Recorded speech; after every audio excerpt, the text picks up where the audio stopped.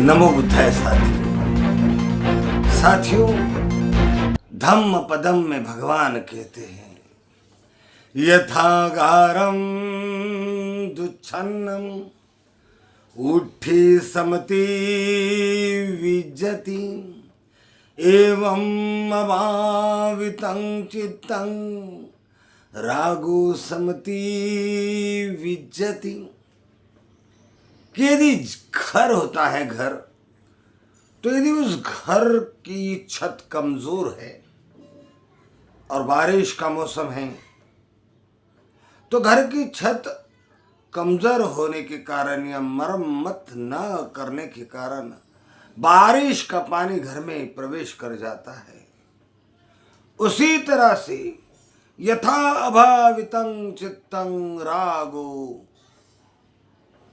राग, द्वेष, ईर्ष्या, निंदा और दुराचार की भावनाएं यदि ध्यान करने का अभ्यास ना हो, चित्त को एकाग्र करने का अभ्यास ना हो, चित्त में उठने वाले यादों की तरंगों को देखकर पूर्व के कर्म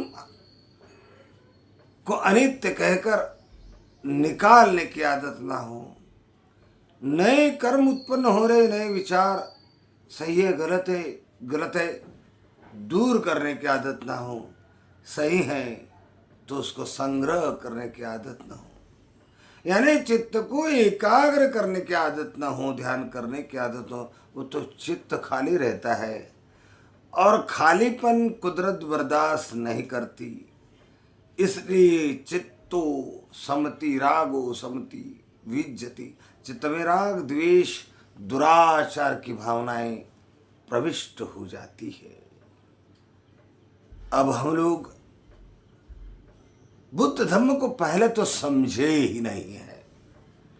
यदि समझ जाते तो यूं हमें रात दिन समझाते रहने, बुलाते रहने, आमंत्रित करते रहने, आओ भैया शिविर में हिस्सा लो, कैडर कैंप करो, ध्यान सीखो, संगायन करो, धम्म सवन करो, धम्म के प्रशिक्षण शिविर में हिस्सा लो। ये जो मिन्नतें कर करके लोगों को बुलाते हैं हम लोग, हमें मिन्नतें करने की जरूरत नहीं पड़ती।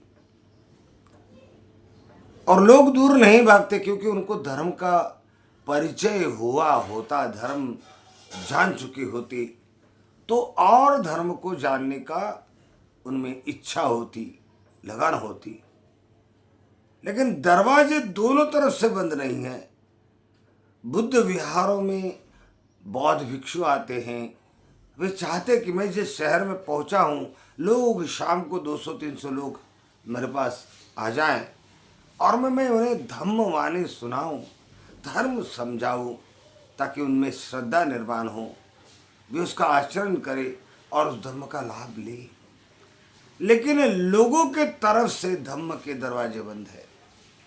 लोग इतनी तरह से संसारी जीवन में लोटपोट हो रहे हैं कि उन्हें धर्म, नैतिकता, महापुरुषों का त्याग, ये उनके लिए कुछ भी मायने नहीं रखता। हर कोई व्यक्ति किसी से बात करो, वो कारणों को आगे कर देता है और टाल मटोल करता है। ये बहुत बड़ी गंभीर समस्या है।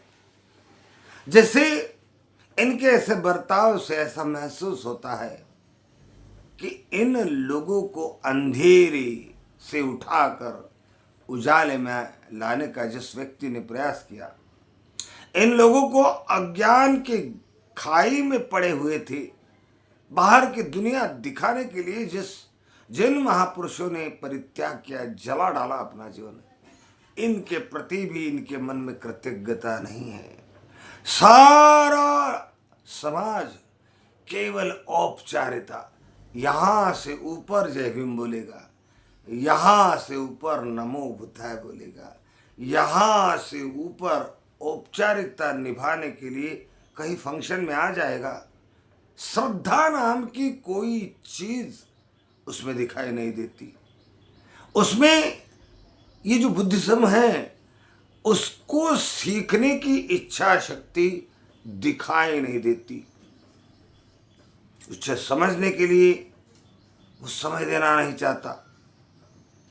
वो बुद्धिज्म सीखने की बात को, बुद्धिज्म के कैडर यानी धम्म शिविर, इस बात में जाने की बात को, या बुद्धिज्म के क्लास या बुद्धिज्म के धम्म सभा में या बुद्ध विहार जाने की बात को अपने जीवन में जितना इम्पोर्टेंस देना चाहिए वो देने को तैयार नहीं है।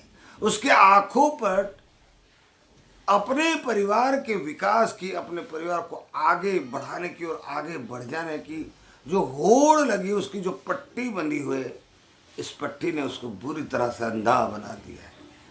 अब ये अंधा आदमी सच्चाई देखने को तैयार नहीं है।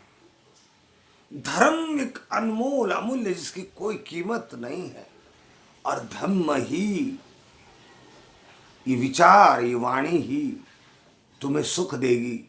तुम्हें सोचने समझने के लिए जो विवेक तुम्हारे जीवन में चाहिए, उस विवेक को पैदा करेगी। अच्छे बुरे अकुशल कुशल इन चीजों के प्रति मार्गदर्शन करेगी। आपका जीवन सुखद होगा, आपका बर्ताव सुखद होगा, और इसी बर्ताव के कारण सारा समाज परिवर्तित होगा और सभी सुख की नींद सो पाएंगी, सुख चैन से रह पाएंगी, बंधुत्व समता समानता प्रस्थापित होगी। इतना बड़ा कार्य हमें करना है और आने वाले पीढ़ी के लिए ऐसा समाज, ऐसा राष्ट्र बना के जाना है कि जो हमारे उसके मीठे फल हमारे आने वाले कई पीढ़ी को चखने मिले। लेकिन इस बात को आज का मनुष्य गंभीरता से नहीं लेता है, क्योंकि उसकी स्थिति क्या है? अपमानो अमत पदं पमादो मच्चुना पदं अपमत्तान मीयन्ति ये पमत्ता यथा मता। अपमाद अमृत पद है। अपमाद, अपमाद यानी उत्साह, उत्साहित होना, प्रसन्न चित्त से कोई भी काम करने के लिए उत्साहित हो जाना, इसे अपमाद कहते हैं।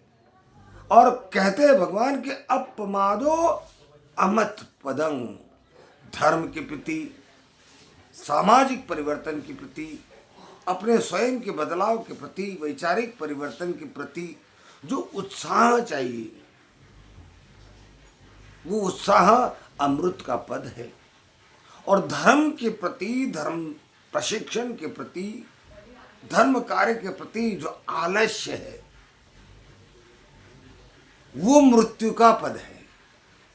आप चाहे करोड़पति बन जाए, आपकी फैक्ट्रियां हो, आपके घर में 4 बड़ी बड़ी क्लासिक कारें हो महंगी 52 लाख की, आपकी पत्नी चाहे कितने भी महंगे गहने पहनती हो, आपके घर में आकर ऐसा लगता हो कि आपका राजमहल में आया हूं।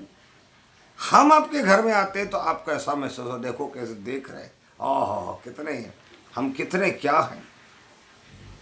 लेकिन हम बाबा साहब के अनुयायी बुद्धिस्ट लोग इन चीजों को देखकर प्रसन्न नहीं होते, क्योंकि इन चीजों में क्या रखा, ये तो नश्वर है, नष्ट होने वाली है, बर्बाद होने वाली है। आपके जीवन में, आपके मन में विचारधारा है।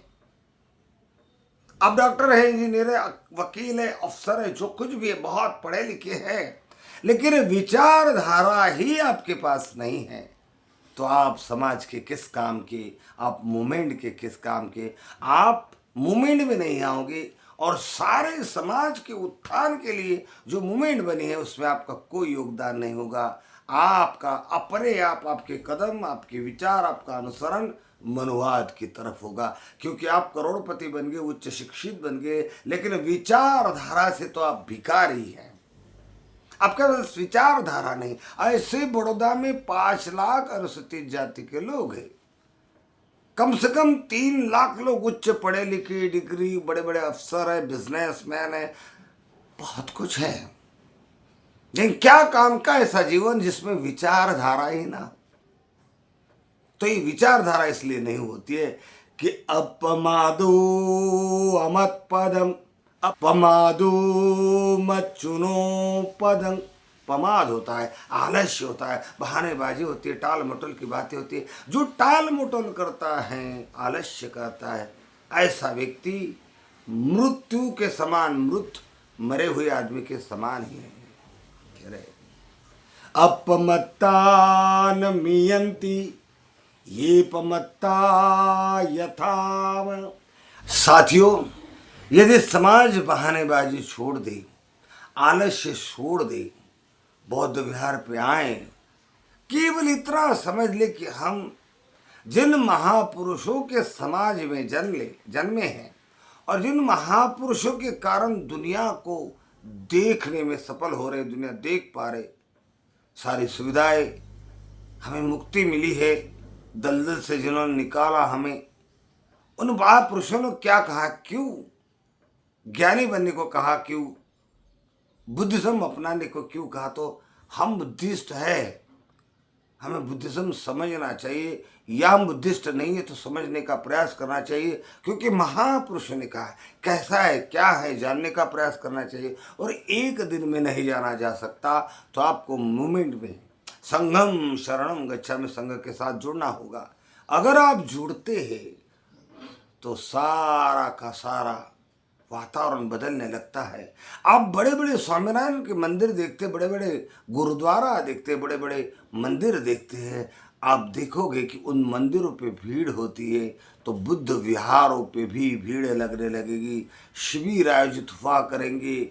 और कभी भी जाओ बुद्ध विहार पे, 4, 5, 10 बौद्ध भिक्षु आपको मिलेंगे, सारा धार्मिक वातावरण बनेगा। और ये बनाने का हम भरपूर प्रयास कर रहे हैं। जो लोग साथ दे रहे उनका धन्यवाद, जो निंदा कर रहे, कमियां ढूंढ रहे, उनका भी धन्यवाद। जय भीम, नमो बुद्धाय।